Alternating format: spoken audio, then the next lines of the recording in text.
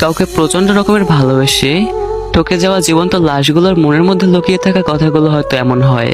খুবই জানতে ইচ্ছে করে আমি আপনার কি এমন ক্ষতি করেছিলাম যার জন্য আপনি আমাকে এভাবে ঠকালেন। আপনাকে ভালোবেসে ভালো থাকতে চেয়েছিলাম। এই পৃথিবীতে এত মানুষ থাকতেও আমি শুধু আপনাকে নিয়ে স্বপ্ন সাজিয়েছিলাম। আচ্ছা, এটাই কি আমার ভুল ছিল? এটাই কি আমার অপরাধ ছিল? আমি তো এমন ছিলাম না। আপনি তো আমাকে ভালোবাসতে বাধ্য করেছিলেন। আমি তো আপনাকে ভালোবাসতে চাইনি।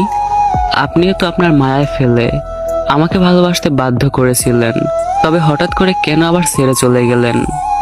আপনি তো সারা জীবন একসাথে থাকার প্রতিশ্রুতি দিয়েছিলেন। তবে কেন মাঝপথে আমাকে একা রেখে নিজের সুখটাই বেছে নিলেন? এসব প্রশ্নের কি আদৌ আপনার কাছে কোনো উত্তর আছে? জানি আপনার কাছে এইসব প্রশ্নের কোনো উত্তর নেই। তবে ওই যে একটা কথা আছে না, ভালো যেহেতু মন থেকে বাসছি, চোখ থেকে পানি তো একটু পড়বেই। আমার বেলায় ব্যাপারটা সেরকমই হলো। ভালো আমি বাসছিলাম আর কষ্টটাও আমি পাচ্ছি। আর ওদিকে আপনি তো ঠিকই সুখে আছেন। কি এমন চেয়েছিলাম আপনার কাছে? আপনার কাছে তো টাকা পয়সা অর্থ সম্পদ কিছুই চাইনি, শুধু একটু আপনার ভালোবাসা চেয়েছিলাম।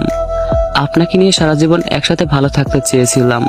আপনি আমাকে এভাবে না ঠকালেও পারতেন। মেনশন করো তোমার সেই প্রিয় মানুষটাকে, যাকে এই কথাগুলো তোমার খুব করে বলতে ইচ্ছে করে। তাকে মেনশন দিয়ে দেখো তার কাছ থেকে কোনো আনসার পাও কিনা। আর যারা প্রিয় মানুষটা ব্লক লিস্টে আছো তাদেরকে আর কি বলবো। তোমরা ভালো থেকো।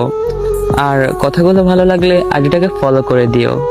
দীর্ঘ অনেকদিন যাবত আমি একটু অসুস্থ, আর এজন্য আগের মতো ভালোবাসাও পাচ্ছি না তোমাদের।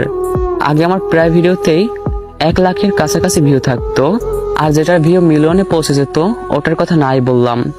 কিন্তু অনেকদিন যাবত ভিডিওতে ভিউ আসে 5,000, 6,000, সর্বোচ্চ 10,000। তো আমার এই খারাপ সময় তোমরা একটু পাশে থেকো, বেশি বেশি কপি লিঙ্ক করো আর আইডিটাকে ফলো করে দিও। টাটা।